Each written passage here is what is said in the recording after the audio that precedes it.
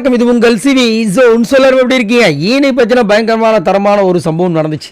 அதாவது இப்போ லைவில் பார்த்தீங்கன்னா ஒரு சம்பவம் என்னென்னா, நாளைக்கு ஒரு 8 பேர் உள்ளே வர போகிறாங்கன்ற விஷயங்கள் நம்ம எல்லாருக்குமே தெரியும். அவங்களுக்கு ஒரு பெரிய சர்ப்ரைஸ் கொடுக்குற விதமாக பிக் பாஸ் வந்து ஒரு விஷயத்தை பண்ணியிருக்கார். எப்பயுமே வெளியிலேருந்து வரவங்க உள்ளே இருக்கிறவங்க வந்து போட்டு ரோஸ்ட் பண்ணி கிழிப்பாங்க, கிழிச்சு தள்ளுவாங்க. இப்போ வந்துட்டு இவங்களுக்கு ஒரு வாய்ப்பை கொடுத்துருக்காங்க. ஏன்னா வரும்போது இவங்க ரோஸ்ட் பண்ண விஷயங்கள் நேரடியாக பேசுறதுக்கு கூச்சப்படுவாங்களே, அதுக்காக நம்மளே வந்து அந்த வார்த்தையெல்லாம் எடுத்து வச்சுருவோம். அவங்க உள்ளே வரும்போது வரவேற்க விதமாக ஒரு பெரிய வெல்கம் போர்டு, அந்த வெல்கம் போர்டை பார்த்தாவே சுரு நேரம் அந்த மாதிரி ஒரு விஷயத்தை பண்ணியிருக்காங்க. அந்த 8 பேருக்கும் வந்துட்டு நீங்கள் என்ன ரோஸ்ட் பண்ணணும்னு நினைக்கிறீங்களோ அதை வந்து வச்சுருங்கன்ட்டு. அதில் அதிகப்படியாக தாக்கப்பட்ட நபர் யார் இப்போ பார்த்தீங்கன்னா ராணவன்னு வருது பாவம்.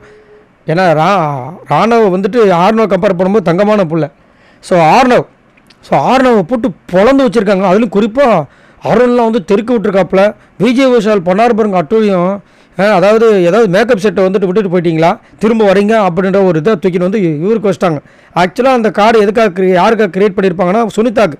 ஏன்னா சுனிதா தான் அதிகப்படியாக வந்து மேக்கப் போகிறாங்கன்னு ஒரு பெரிய குற்றச்சாட்டு வச்சுருந்தாங்க.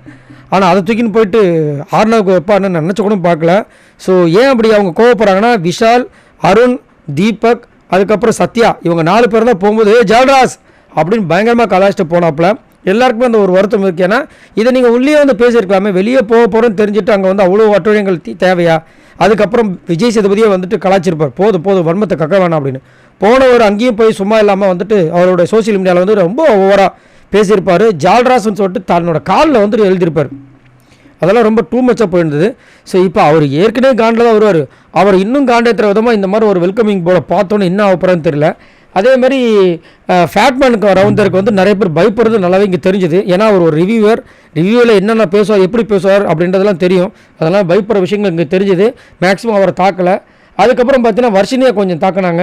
சிவா ப்ரோ வந்துட்டு பயங்கரமாக தாக்கினாங்க. காரணம், அவர் போகும்போது ஒரு சில சம்பவங்கள் பண்ணிட்டு போனார்.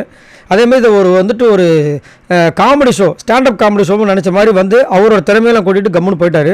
அதையும் தாண்டி நிறைய விஷயங்கள் இருக்குது, அதை பண்ணாமல் போயிட்டார். ஈவன் எனக்கு என்ன ஒரு சர்ப்ரைஸாக இருந்துச்சுன்னா, விஷால் வந்து அதை பண்ணது ரொம்ப சர்ப்ரைஸாக இருந்துச்சுன்னா, போய் வீட்டில் யாராவது பெரியவங்க வந்து போய் கேட்டு வந்து சொல்லுங்கள், விளையாடுங்க அப்படின்ற மாதிரி இருந்துச்சு. என்ன இது, விஷால் போகும்போது முத்துக்குமாரனை கலாச்சான்னு சொன்னோன்னே விஷாலில் விசில் அடித்தாப்பில் விஷால், அதுக்கப்புறம் அருண், சத்யாலாம் இப்போதே அது அப்படின்ற மாதிரி இருக்குது. ஏன் அப்படின்னா இப்போ எல்லோரும் ஒரு பதப்பதப்பில் இருக்காங்க.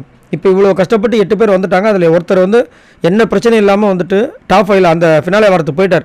மீதி இருக்கிற 7 பேரில் 2 பேர் எக்ஸ்சேஞ்சு அப்படின்ற ஒரு வார்த்தையை சொன்னதுனால இவங்க 7 பேரும் இப்போ என்ன பண்ணுறாங்க, ஒற்றுமையாக இருந்து அவங்கள எதிர்க்கணுன்ற மாதிரி ஒரு மனநிலைமைக்கு வந்ததுனால வரவங்க எல்லாரையுமே ஆப்போஸ் பண்ணுறதுக்கு ட்ரை பண்ணுறாங்க. பட் வரவங்க எல்லாருமே இவங்களை ஆப்போஸ் பண்ணுவாங்களா கேட்டிங்கன்னா கண்டிப்பாக மேக்ஸிமம் பண்ண மாட்டாங்க, ஒரு சில பேர் தவிர்த்து. எனக்கு கண்டிப்பாக வந்துட்டு ஃபேட்மேன் வந்து சௌந்தர்யா அட்டாக் பண்ணுறதுக்கு வாய்ப்பு எக்கச்சக்கமாக இருக்க மாதிரி தோணுது. ஆர்னவ் கண்டிப்பாக ஒரு பெரிய சம்பவம் பண்ணிட்டு தான் போவார் அப்படின்றத மாற்றுக்கிறதே கிடையாது.